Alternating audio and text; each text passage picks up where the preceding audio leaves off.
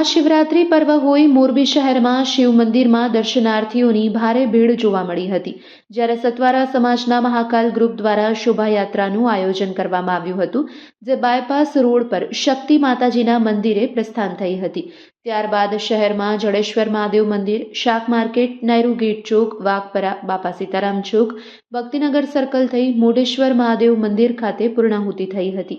આ શોભાયાત્રામાં આકર્ષક ફ્લોટ્સ અને શણગારેલા વાહનો આકર્ષણનું કેન્દ્ર બન્યા હતા, જેમાં બિલના બાણ ભગવાન શ્રી કૃષ્ણને લાગવું અને બિલ બે હાથ જોડીને પ્રાર્થના કરે તે ફ્લોટ સહિત ભગવાન શંકરનું બરફનું બનાવેલ શિવલિંગ સહિતના ફ્લોટ્સ આકર્ષણનું કેન્દ્ર બન્યા.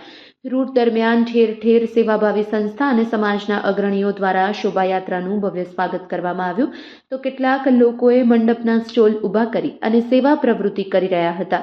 એકંદરે મોરબી શહેરમાં મહાશિવરાત્રિ પર્વ ધામધૂમથી ઉજવવામાં આવ્યું છે.